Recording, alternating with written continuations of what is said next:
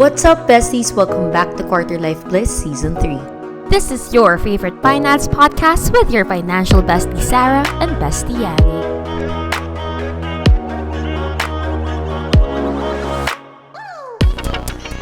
Ngayon, tingin ko yung gusto malaman ng mga listeners natin is, paano nga ba, how do you prepare for solo living? And how do you maintain or how do you survive it? Yun. Siyempre dun sa maintain at survive, ikaw na yun. Kasi wala pa ako experience, diba? How Ikaw do you prepare? Ayan.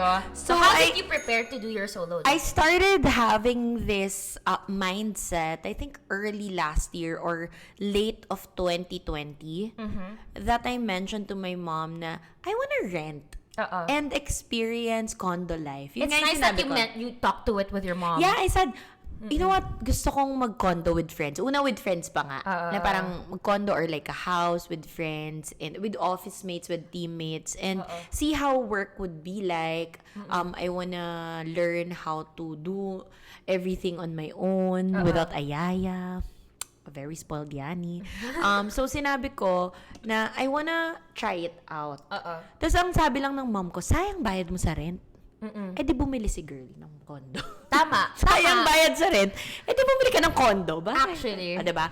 So sabi ko, nga no. So I had to run the numbers again. And as a financial coach, I would say the best way to prepare really for moving out is to look at your finances. So ever since I opened that up, I readjusted my budgeting and made sure na gumawa ako ng sarili kong tracker for how much yung estimate kong cost if I lived independently. Yeah. And then I reverse calculated it para makita ko how much do I need to earn on a monthly basis so I could afford to move out. Yeah, I did something like that too. Right? Yeah. So sabi ko, am I earning this? So kailangan yung target ko the whole 2021 is to earn this at least so I know that if I move out next year, I could afford it.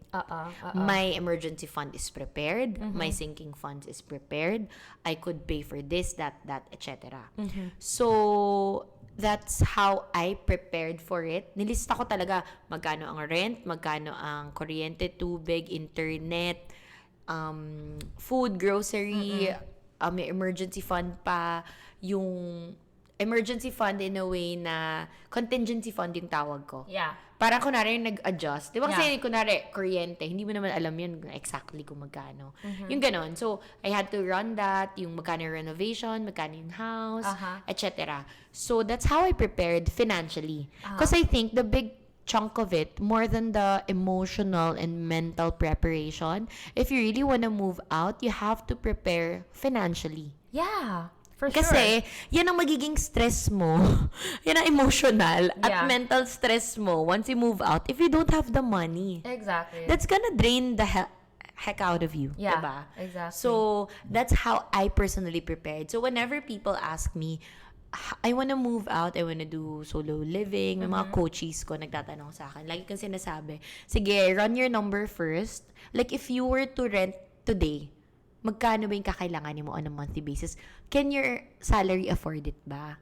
Kasi mamaya hindi naman, di ba? If not, find ways as early as now to look for other sources of income that would allow you to afford Exactly. solo living. Exactly. Kasi if sanay ka na libre lahat sa bahay mo, wala kang binibigay, ang laking adjustment nun. It's huge, yeah. Ang laking adjustment nun, isipin mo, wala kang binabayad sa rent, wala kang binabayad sa kuryente, wala kang binabayad na food. Tapos biglang, you're gonna pay for everything. Yeah. On your own.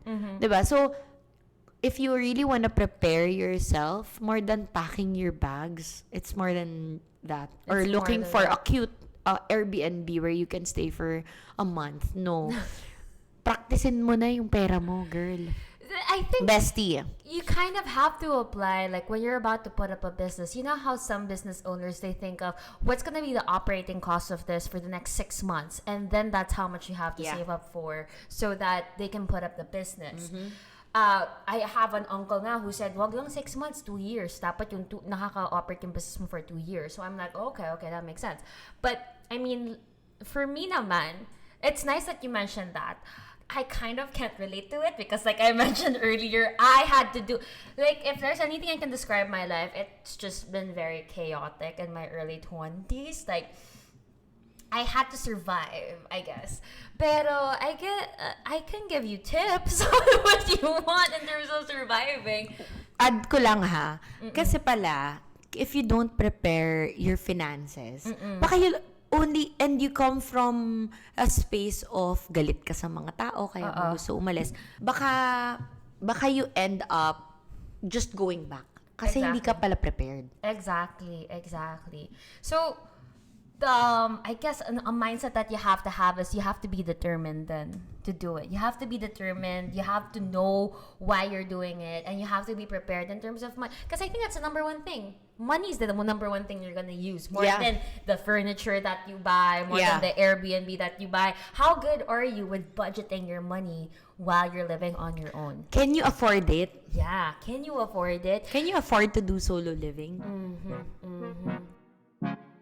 Thank you guys for hanging out with us for another episode of Quarter Life Bliss. Let us know your thoughts by joining our community at facebook.com/group/quarterlifeless podcast and following us over at Quarter Life Bliss podcast on TikTok, Instagram, and YouTube.